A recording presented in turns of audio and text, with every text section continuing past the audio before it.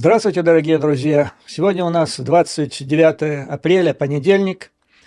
И сегодня мы поговорим с вами в основном о дипломатии. Но для начала я, так сказать, выскажу несколько тезисов, которые занимают основное место в сегодняшних средствах массовой информации Соединенных Штатов и в какой-то степени Европы тоже.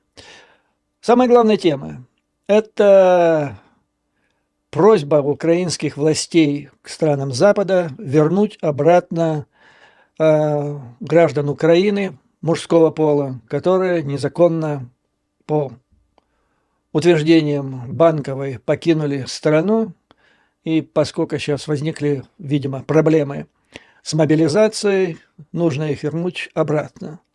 Тема первая. Вторая – это подготовка в Украине аэродромов, а также укрытий для приема F-16. Видимо, дело вышло на финальную финишную прямую.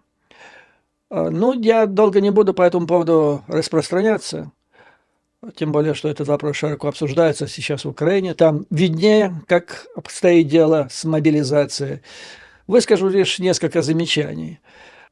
Будет это, во всяком случае, Соединенных Штатов вытащить граждан Украины мужского пола, которые прибыли сюда с началом всеобщей российской агрессии, будет не так-то просто. Потому что судебная система США, в том числе в иммиграционной части, а это отдельная, я бы сказал, часть судебной системы Америки, она достаточно устойчивая и обладает большими возможностями. То есть выдернуть из Соединенных Штатов беженца, который так или иначе прибыл сюда под различным предлогом, это может занять очень, в лучшем случае для запрашивающей стороны, то есть Украины, может занять очень много времени. Уже и война закончится, а он будет здесь проходить, этот беженец, по различным инстанциям. Представить себе, что в США и в Европе будут забрасывать сети, которыми будут отлавливать этих беглецов, я тоже как-то так с трудом все это представляю. То есть для того, чтобы решить вопрос быстро, ну хотя нужно сказать, что в Европе некоторые чиновники уже заговорили о том, что вопрос отлова и возвращения обратно беглецов нужно решать в рамках Евросоюза. Это правильно, но опять-таки в рамках Евросоюза это еще дольше, чем в рамках одной страны. То есть быстро решить этот вопрос Банковой для проведения мобилизации в Украине, а она срочная, вряд ли будет возможно. То есть, видимо, Банковой что-то все-таки придется сделать самой в этом направлении. Потому что, как вот говорят сейчас американские аналитики, существует несколько основных проблем противодействия российской агрессии в Украине. Первое – это поставка американской помощи, чтобы она все-таки дошла до конечного потребителя, то есть того солдата, который будет стрелять этим видом оружия. Второе – это мобилизация. Это мобилизация, без которой какой смысл поставлять оружие? Само оно стрелять не будет, воевать оно не будет, нужны люди. Считается, что таких нужно где-то порядка 300 тысяч человек. Много это или не мало? Ну вот есть такой аналитик в Соединенных Штатах по фамилии Лутвак, который был консультантом еще администрации Рейгана. Но некоторое время назад он приводил такие данные, что в Финляндии, согласно их законодательству, в случае нападения на Финляндию, она должна мобилизовать 10% от общего числа населения. Примерно столько же он насчитал, согласно законам и всевозможным там правилам, в Израиле. Из этого, продолжал Лутвак, если считать, что население Украины, он так очень бережно относился к этой цифре, вернее, так консервативно подошел к этой цифре, он сказал, если в Украине сейчас 30 миллионов, с учетом всех беженцев, перемещенных и так далее, то Украина должна, если бы она действовала так, как Финляндия и Израиль, выставить 3 миллиона человек, и если она сможет этих выставить, то, безусловно, Россия будет побеждена. Но как бы там ни было, мы знаем, что проблема с мобилизацией может быть более сложная, чем проблема с поставками западной помощи, и я считаю, что в этом виновата ОПА Ермака. Потому что война в Украине, она должна быть отечественной войной. Это вторая такого типа война после 1945 года. И вот что-что, но в этом плане центральная власть должна была бы отработать. А для этого нужно было сделать так, чтобы перед этой войной все были равны. И чтобы не было так, что для кого война, а для кого мать родная, золотые яйца, автомобили Porsche там и так далее. Ну вот, то есть администрация от ОПА Ермака все это время просила помощь. Кстати, как вот там сегодня статья «Вашингтон-Пост» по поводу того, кому обязан Украина, в основном тем, что все-таки приняли этот закон в Конгрессе Соединенных Штатов Америки. Там перечислили независимые, неправительственные организации, там перечислили, в частности, упомянули Разом, упомянули христиан-баптистов, среди которых много этнических украинцев, всех упомянули. Там не было упомянуты лоббисты ОПы Ермака в Соединенных Штатах Америки напрочь. А что касается самой Влады, там было сказано, что вот Зеленский пообщался с Джонсоном в декабре, и все, на этом все закончилось. И говорят, и слава Богу, дали возможность этому процессу произойти как надо. Вот действительно, да, то есть лучшая политика со стороны ОПы – это вообще ничего не делать, иначе за что не возьмется, все провалит. То есть надо изыскивать внутренние резервы, надо делать так, чтобы перед войной все были равны. Ну, дальше. Пойдем по остальным тезисам. После принятия закона о выделении очередного пакета помощи Украине я наблюдал за соловьиными пометами. Тема ядерных угроз резко снизилась, заметно снизилась. Самые отмороженные, которые грозились там уничтожить в столицах западноевропейских государств в таком бравурном темпе. Есть там у них один депутат с какой-то птичьей фамилией. Так вот теперь он говорит, что ж получается, Америка заявляет, что она с нами воюет, да мы ж никогда с ней не воевали. Нет, мы не собираемся с ней воевать. А другой там профессор из МГУ, тоже боевой такой парень был, до того, как они ожидали, что помощи не будет. Очень боевой был парень. А теперь он говорит, ну, надо какие-то меры так нам ответные планировать, чтобы по нам же не ударили. Ну вот, тема ядерной угрозы, типа, всех взорвем, как-то спала. Но я думаю, это ненадолго, она будет продолжаться. Хотя один момент очень важный, который я вам хотел сказать на конкретном примере. Вот как можно угадывать, что там происходит.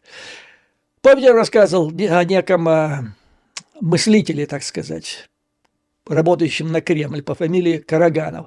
Он еще агентом был в годы Холодной войны нашего отдела, нашей резидентуры, и специализировался на том, что пугал американцев в отношении, значит, советского руководства. Типа оно такое безумное, что лучше ему, где можно уступить, иначе они нажмут на красную кнопку, черт с ними, они готовы сами победить, то есть умереть, потому что они сумасшедшие, но и нас весь цивилизованный мир ухлопают. Сейчас он взялся за то же самое.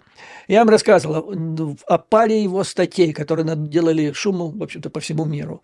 Сначала он вообще настаивал, что надо наносить удары, чем быстрее, тем лучше. Начинать его надо с Украины, потом, значит, Восточная Европа и так далее. Произошло где-то пару месяцев, накал как бы спал его выступлений, и там речь пошла о том, что надо пугать ядерным оружием и эскалировать весь этот процесс. Сначала с заявлением, потом статьи, потом демонстрация решимости и так далее. Так. И вот уже дело вроде бы подошло к тому, что запас вербальных угроз исчерпан. Теперь надо переходить к чему-то новому. Я вам говорил, что они вроде собираются сотворить какую-нибудь глюкало, какую-то чушь, которую можно было бы взорвать и сказать, что это ядерный взрыв. То есть испытание ядерного оружия. Но, видимо, и там у них проблемы возникли. Короче говоря, значит, он говорил, надо имитировать И вот быстро это в течение разработал 21 этап. И вот когда пришло время уже показать что-то, ну хотя бы что-то, решимость, а тут раз, помощь пришла, и все оборвалось. И о ужас, о ужас! Издание «Бильд», всем известное в Германии, опубликовало статью исследования по поводу этого же Караганова и его супруги, которая в то время, когда он призывал к нанесению ядерных ударов по всем столицам западноевропейских государств, в том числе Берлин, Рим, в Италии, в Венеции, в Берлине в том же самом у него были 2 квартиры. И он занимался их обустройством, ремонтом. Ну, это жена занималась в основном, но деньги-то откуда? Деньги вот от этой болтологии, от этих угроз. Он был одним из таких концептуальных, то есть Гегель с Фейербахом в одном флаконе российской блеф-пропаганды. Ну и разразился скандал. Ну как же так? С одной стороны, там, какой может... То есть сразу блеф проявился. А я им сразу сказал, что это блеф. Блеф проявился сразу. Потому что нельзя всерьез пугать Запад тем, чтобы не донесем ядерный удар, когда автор этой концепции, ее глашатель, он, значит, покупает собственность как раз там, куда он грозится донести удар. То есть понятно теперь полностью, что это блеф. И вот... Ну, обнажили этот блеф до невозможности. Просто стриптиз. И до такой степени это стало скандалом, что по указанию, говорят, лично Путина, Караганов был уволен. Он был членом ЗИЦ, председателем Совета по внешней оборонной политике. И вот таким образом, я бы называл это смерть пропагандиста. Ну, я имею в виду условную смерть. А вместе с ними вся концепция этих ядерных ударов. Тяжело у них, тяжело. Страна оказалась неожиданно, пятая колонна агентура в Соединенных Штатах не сработала, не провалила законопроект о помощи. И сейчас Раша в каком-то замешательстве. Возникла вот такая пауза сейчас в стратегическом плане. И американцы это понимают, и они уже действуют по поводу того, чтобы заполнить ее каким-то реальным содержанием. Пауза в следующем. Нужно некоторое время, чтобы насытить по полной программе оружием, боеприпасами подразделения ВСУ, которые находятся сейчас на передовой. И в это время, пока будет проходить этот процесс, он должен быть недолгим, потому что американцы, я вам говорил, они еще накануне принятия этого закона, они где-то максимум за месяц уже начали забивать склады американских авиабаз в Европе соответствующим оборудованием и снарядами. Но, тем не менее, может быть, несколько недель это займет. А в это время Раша, видимо, там дали указания из Москвы, из Кремля, а тут еще 9 мая близится. И вот они ломятся, не жалея пушечного мяса. Ну, вы знаете, там несколько деревень уже было оставлено. Не всегда это было результатом действительно воинского мастерства или даже битвы между врагом и защитниками Украины.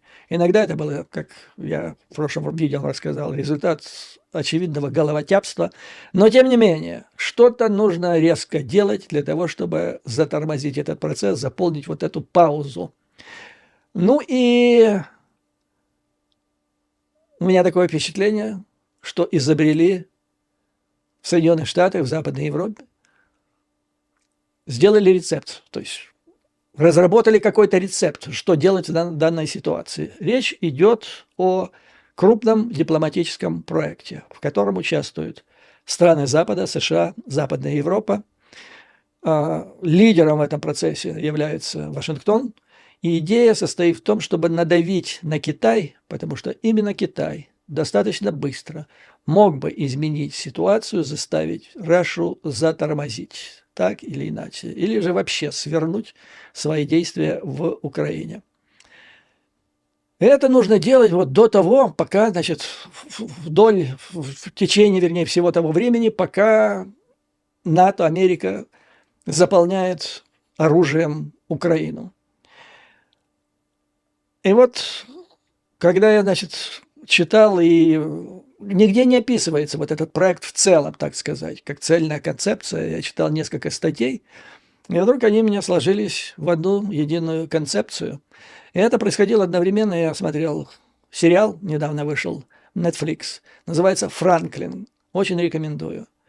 Это сериал о визите в 1778 году во Францию, тогда там Людовик XVI королем был, крупного государственного, вообще выдающегося человека из Америки, Бенджамина Франклина. Его, кстати, лицо, можете любоваться ним.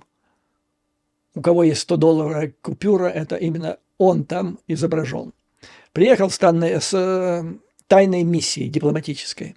В чем она заключалась? Значит, в это время Соединенные Штаты, колонии, тогда еще не было Соединенных Штатов, колонисты, вели войну против Британии, колонизаторов.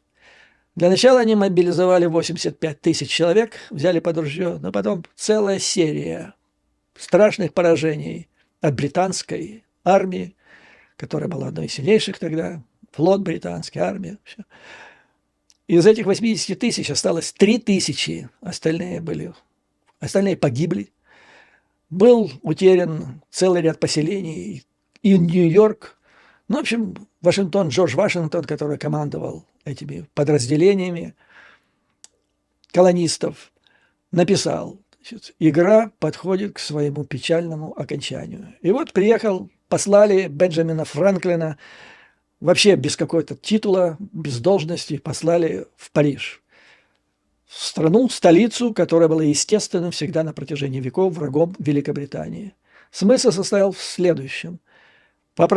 Убедить короля, чтобы он предоставил финансовую, военную помощь, оружие, боеприпасы и даже людей. То есть я вот сравнивал, у меня тут же возникала ассоциация с Украиной, примерно такая. Украина не просит людей, просит оружие, финансы. Американцы это государство тогда только находилось в процессе образования Соединенных Штатов Америки. Так что можно где-нибудь там было бы украинским дипломатам упомянуть это в беседе с американскими коллегами, что Америка была в аналогичной Украине ситуации, даже в хуже. И вот он туда приехал и очаровал всех. То есть сначала Людовик XVI сказал: не пускайте его сюда, в Версальский дворец, и на порог, видеть, слышать его не хочу. Отказ. Обратно, пусть уплывает обратно. Но человек оказался во всем талантливым дипломатом. Он был не просто государственный деятель, он был крупнейшим ученым в области электричества. И его прежде всего в этом качестве восприняли в Париже. Он был и писателем, в общем, человеком, вот как говорят, эпохи Возрождения. И он очаровал весь политикум Парижа, начиная с министра иностранных дел, а потом и самого короля. И одной из первых речей, которую он произнес, он сказал так, по поводу дипломатии. Дипломатия – это не атака, не осада крепости противника. Это прежде всего совращение противника. То есть надо соблазнение, лучше, наверное, подойдет, соблазнение противника. Вот чем он и занимался. Добился полнейшего успеха. Вот я думаю, что Криворужская школа дипломатии, и полезно было бы посмотреть, в принципе, этот сериал и подумать по поводу вот этой формулировки, которую, произнес, этой формулы, которую произнес Бенджамин Франклин. Так вот, сейчас разыгрывается крупный дипломатический проект, который практически начался с визитом Тони Блинкена, недавним визитом в Пекин, где он имел встречу с госсекретарем, министром иностранных дел, а также с товарищем Си. Но прежде чем мы перейдем к этому визиту, хотел бы вам привести несколько цитат из разных изданий. Вот что пишет британская «Экспресс» со ссылкой на аналитиков. Китай может заставить Путина уйти с Украины, и это станет серьезным ударом для Москвы. Для этого если Китай изменит свою позицию по Украине, то это вызовет серьезную ударную волну в России, которая заставит Кремль пересмотреть свои варианты. Так заявил, изданию «Аналитик» в интервью Daily Express US. Китай может заставить Путина уйти из Украины. отказавшись от поддержки. Почему так считают? А потому что Китай хочет победить на всех фронтах. И это включает в себя и попытку сбалансировать напряженные отношения с Западом, и как бы так вот сбалансировать отношения и с Россией, и со странами Запада, включая Соединенные Штаты и Западную Европу. Если Китай изменит свою позицию по Украине, это вызовет мощную ударную волну в России. И одним из результатов может стать отступление России с украинских территорий. Тут говорится, что это не просто. Это цель, которая может быть и недостижима только путем давления на Китай, а через Китай и на Россию. Но важно стремиться к этой цели и предпринимать определенные действия. То есть, если ты завысишь, планку поставишь очень высоко, то ты прыгнешь высоко. Если ты ее поставишь низко, то ты сразу же и прыгнешь низко. Так вот, значит, госсекретарь США Блинкен предпринимает эту попытку. Он посетил Китай с трехдневным визитом, пытаясь убедить товарища Си пересмотреть свою позицию. Что хотят от Китая американцы? В настоящее время Китай поставляет российским военным ряд жизненно важных товаров. Среди них микроэлектроника для высокоточного оружия, оптика, технология крылатых ракет и топливо для оружия под названием нитроцеллюлоза. Любое сокращение поставок этих компонентов и сырья станет серьезным вызовом для России. Об этом сказал профессор Брайсон. Теперь все внимание приковано к госсекретарю, который, похоже, предупреждает Китай о санкциях, если Китай продолжит вооружать Россию этими технологиями. Но это будет непросто, поскольку и Китай, и Соединенные Штаты имеют очень специфические взгляды, интересы, мотивы, желания в этом вопросе. Далее, китайские средства массовой информации, в частности South China Morning Post, опубликовали редакционные статьи, мнение редакции.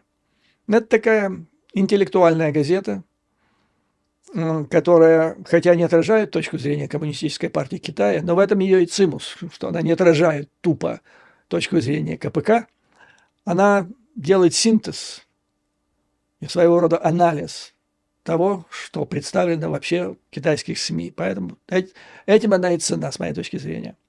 Так вот, что она пишет по поводу визита Блинкена. Взаимная потребность интересов США, Китая должна остановить ухудшение двусторонних отношений. И визит Блинкена сохраняет возможность для переговоров между двумя сверхдержавами. Теперь они анализируют, что по этому поводу высказала китайская сторона.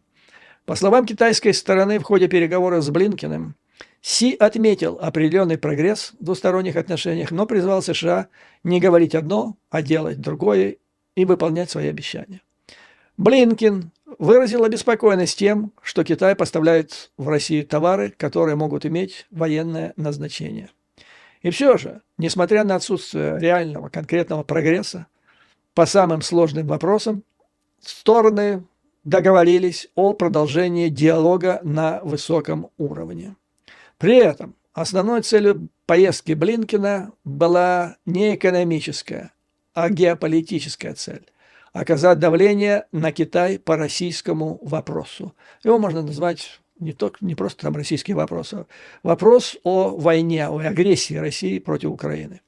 Вашингтон обвиняет Пекин в поддержке российского военно-промышленного комплекса и помощи в развязывании войны против Украины. США и их союзники хотят избежать дальнейшего ухудшения военного положения Украины, прежде чем увеличение американской военной помощи изменит ситуацию. То есть надо заполнить паузу. И вот этим занимаются, значит, Соединенные Штаты. И не только они. Отчасти, пишут китайцы, эта тактика направлена на то, чтобы вбить клин между Китаем и Европой. Под Европой имеется в виду это страны ЕС, НАТО, которая, в принципе, выступает единым фронтом в отношении по вопросу о российской агрессии против Украины. Блинкен неоднократно подчеркивал важность европейской безопасности. И это есть расчетливый подход. А почему он расчетливый? Объясняю. Скоро Си посетит Европу. И Вашингтон как бы ставит перед ним, а он очень хочет, Си очень хочет хороших отношений. С экономикой нехорошо.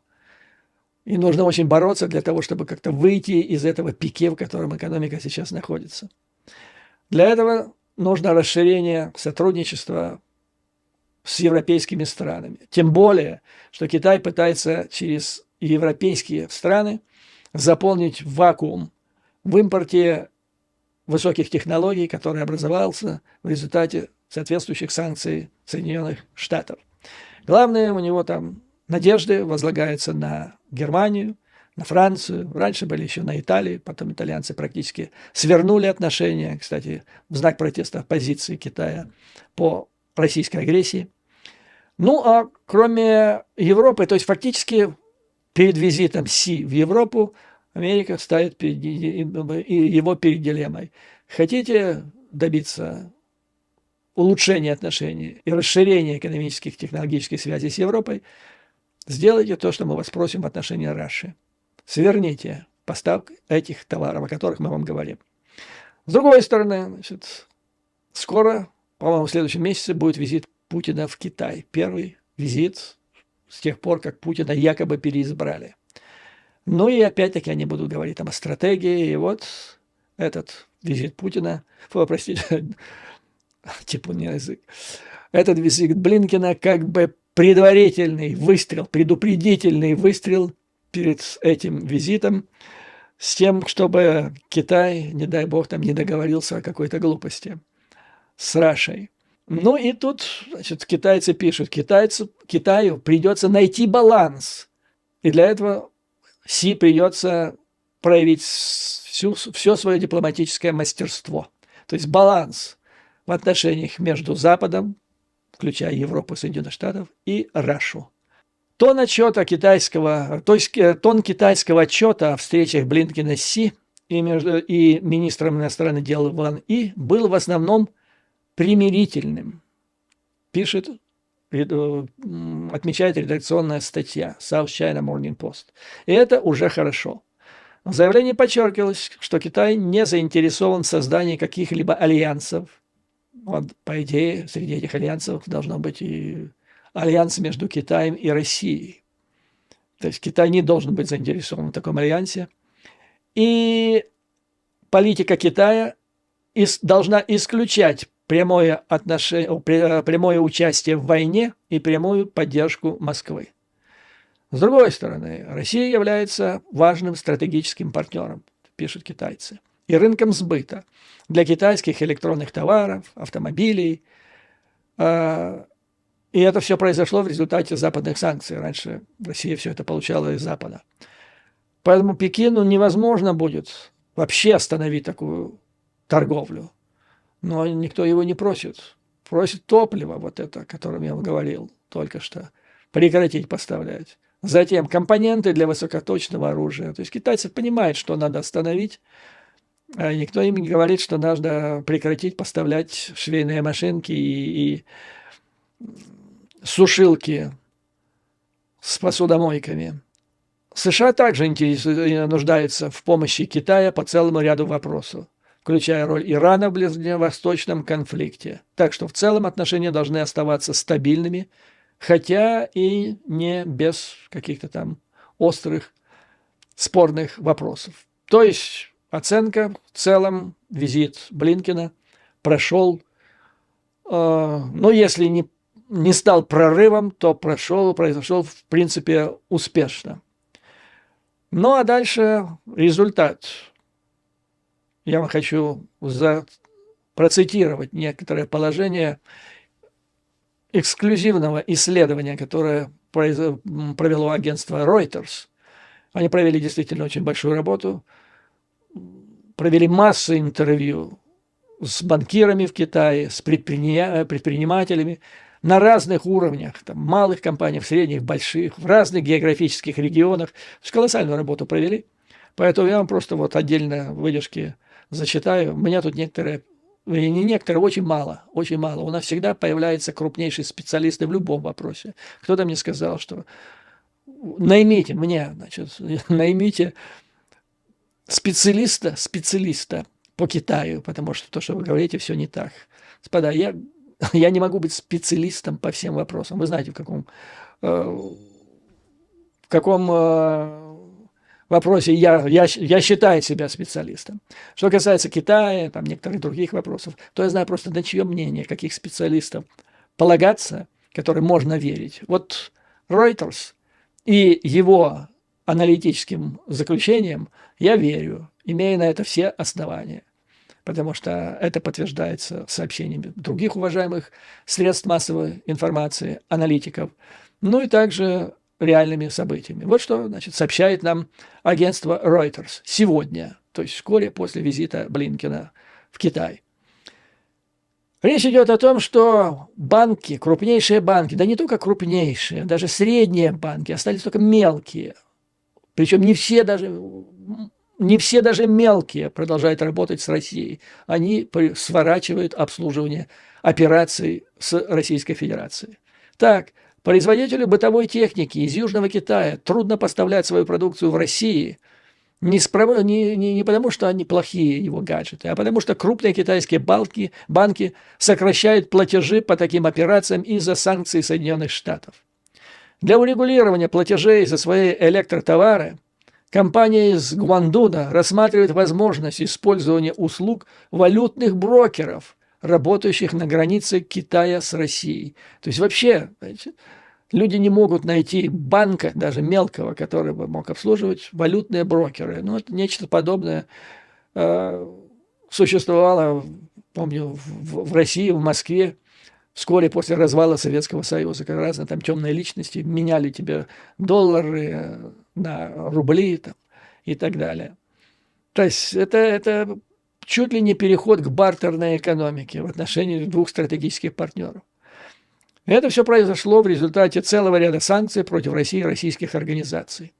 Поскольку крупные банки Китая отказываются от финансирования операций, связанных с Россией, некоторые китайские компании обращаются к мелким банкам на границе между Китаем и Россией и подпольным каналам финансирования, таким как денежные брокеры, обращаются к использованию криптовалюты.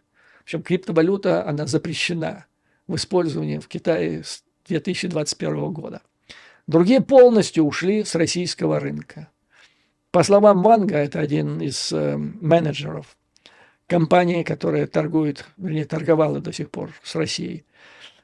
Так вот, по его словам, вы просто не можете нормально вести бизнес, используя официальные каналы, поскольку крупные банки теперь тратят месяцы, а не дни для проведения платежей из России, что вынуждает использовать нестандартные каналы оплаты или сокращать бизнес.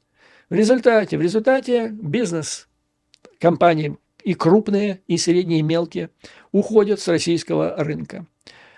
Ну вот, допустим, один из банков большой четверки Китая сказал, что ужесточил проверку бизнеса, связанного с Россией, чтобы избежать санкционного риска. Главная причина – избежать ненужных проблем, сказал банкир. Но проблема в том, что китайцы испытывают огромную сложность для того, чтобы использовать принцип «знай своего партнера». То есть для этого они должны делать due diligence. Это, кстати, западные компании должны были делать в последние годы перед российской агрессией против Украины. Ну, России, в общем-то, европейцам, американцам и россиянам, им сложно, видимо, проводить такую diligence в отношении Китая и наоборот. Так вот, с прошлого месяца китайские банки усилили проверку операций, связанных с Россией, а поскольку трудно это делать, то вовсе прекратили деятельность, чтобы не попасть под американские санкции. Поэтому сделки, которые остаются, все чаще будут проходить по подпольным каналам. А это не масштаб стратегических отношений двух стран, которые, как продекларировали в свое время Си и Пу, находятся на высочайшем уровне вне всяких ограничений. И все эти методы подпольного, так сказать, сотрудничества по подпольным каналам сопряжены со значительными рисками. И то же самое касается платежей в криптовалютах. Представитель Госдепартамента сказал, что подпитка российской оборонной промышленной базы со стороны Китая угрожает не только безопасности Украины, но и безопасности Европы. Вот что они сделали, понимаете? Вот соорудили такой замечательный дипломатический проект, полушантаж, полусовращение другой стороны, так сказать, партнера, как об этом говорил Франклин. То есть накануне визита Си в Европу Вашингтон договорился со своими европейскими партнерами, а давайте мы сделаем, поставим его перед дилеммой. Если ты хочешь, чтобы мы тебе помогли выйти из твоего кризиса экономического или там промышленного, то введи определенные ограничения на отношения с Россией. И получается, что Пекин не может добиться улучшения отношений с Европой, поддерживая величайшую угрозу европейской безопасности со времен Холодной войны, сказал пресс-секретарь Белого дома. Блинкен дал понять китайским чиновникам, что обеспечение трансатлантической, вот это очень, очень важный пассаж, Блинкен сказал, что обеспечение трансатлантической безопасности является основным, ключевым интересам Соединенных Штатов. Если Китай не решит эту проблему, это сделают Соединенные Штаты. Вот давайте разберем на молекулы это высказывание. То есть речь идет о трансатлантической безопасности как вопроса безопасности номер один для США. Это вопрос о безопасности всех стран НАТО, учитывая 5-ю статью. Потому что угроза любой из европейских стран, 5-я статья, угроза Соединенным Штатам Америки. Этой безопасности угрожает Раша своей агрессивной войной в Украине. Китай может повлиять на Рашу и таким образом как бы смягчить или вообще устранить в идеале этот фактор опасности странам НАТО. Если же, как расшифровываем, что сказал Блинкен, если же Китай этого не сделает, то это сделают сами Соединенные Штаты Америки. Каким образом? Вот вопрос тут же возникает. Каким образом это могут сделать Соединенные Штаты Америки? То есть Китай может сделать, заставив Рашу по-хорошему.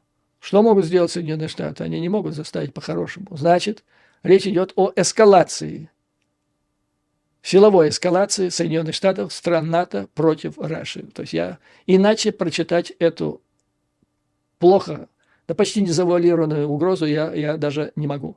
То есть подразумевается, что если Китай не воспримет эту просьбу и не отреагирует на нее положительно, то тогда Соединенные Штаты и НАТО перейдут к более радикальным действиям в отношении Российской Федерации. А пока Пекину предлагает сотрудничество. Пекин, Европа и Соединенные Штаты в давление на Рашу. Ну и дальше, пишет агентство, продолжает, вернее, свой анализ. Почти все китайские крупные банки приостановили расчеты с Россией, начиная с марта. Некоторые из крупнейших государственных кредиторов сообщили о снижении объемов бизнеса, связанного с Россией. И дальше. Некоторые сельские банки, маленькие сельские банки на северо-востоке Китая, расположенные вдоль российской границы, по-прежнему могут принимать платежи. Вот представьте падение уровня двух стратегических партнеров с отношений, которые не имеют границ, до каких-то мелких сельских банков на границе. Они еще могут принимать платежи, но это привело к возникновению узких мест. И некоторые предприниматели китайские говорят, что они месяцами стоят в очереди, чтобы открыть в этих банках счет. Фирмы, экспортирующие тяжелое оборудование, а это то оборудование, которое может иметь двойное назначение, подвергается более строгим проверкам при получении платежей. Один из менеджеров компании, зарегистрированного в Гуандуне, сказал, что с прошлого месяца их фирма открыла счета в 7 банках, вот таких сельскохозяйственных вдоль границы. Но ни один из этих банков не согласился принимать платежи из России. Мы отказались от российского рынка, сказал этот менеджер. В итоге мы не получили с российской стороны более 10 миллионов юаней, что составляет 1,4 миллиона долларов в виде платежей, и просто сдались. Ну и самое главное, это, так сказать, мысль, которая красной нитью проходила во всех высказываниях тех источников, с которыми беседовали аналитики Reuters. Самое плохое, что вы не знаете, что произойдет в будущем. В один прекрасный день вообще ваш канал связи с Рашей может быть полностью закрыт. Вот такая ситуация, господа. То есть, я думаю, что мы услышим о продолжении, вообще имеет смысл наблюдать за продолжением.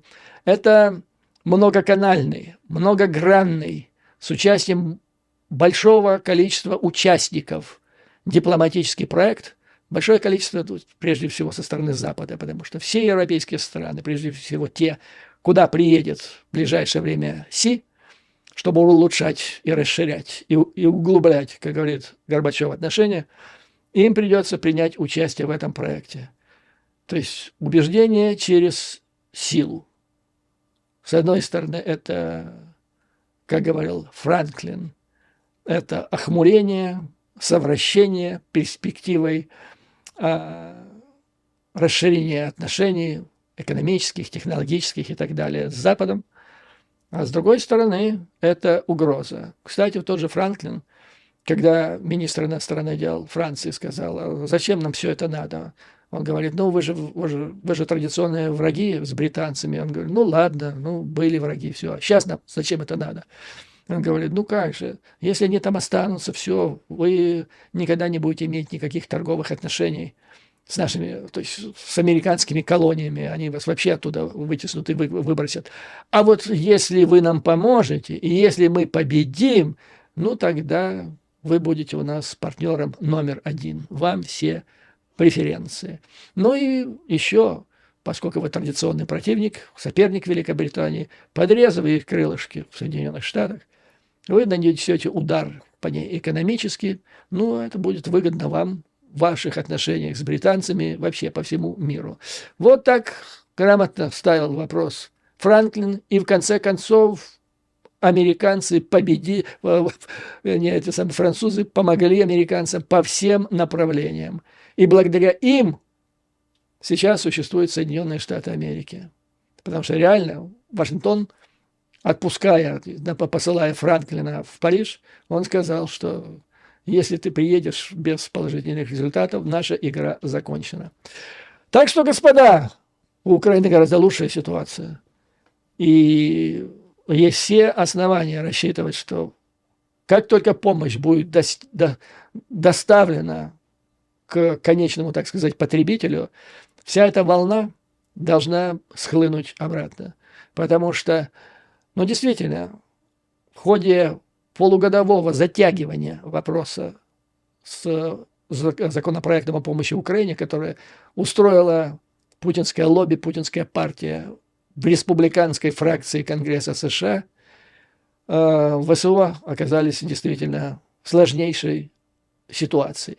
И даже в этих условиях, когда соотношение, значит, выстрелов артиллерийских в одну другую сторону было где-то 10 к 1, ну, некоторые говорили 5 к 1, некоторые говорили 7 и так далее. Ну, большой разрыв был.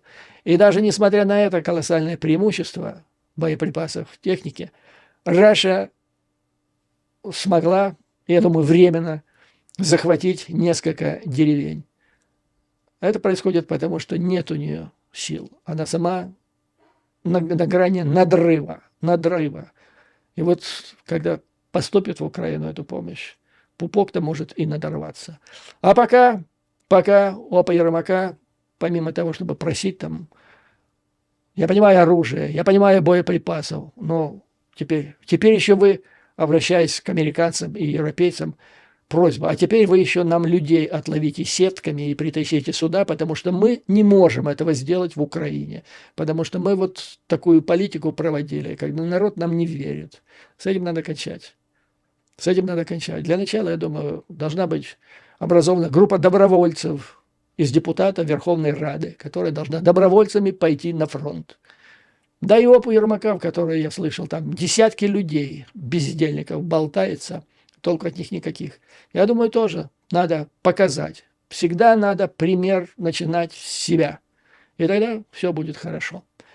Вот на этом, дорогие друзья, я хочу сегодня закончить свое видео. Как обычно, слава Украине и вооруженным силам. Враг будет разбит, победа будет за нами. А за вами, друзья, а к вам, друзья, с обычным пожеланием выдержки, мужества и твердой веры в нашу неизбежную победу. До новых скорых встреч!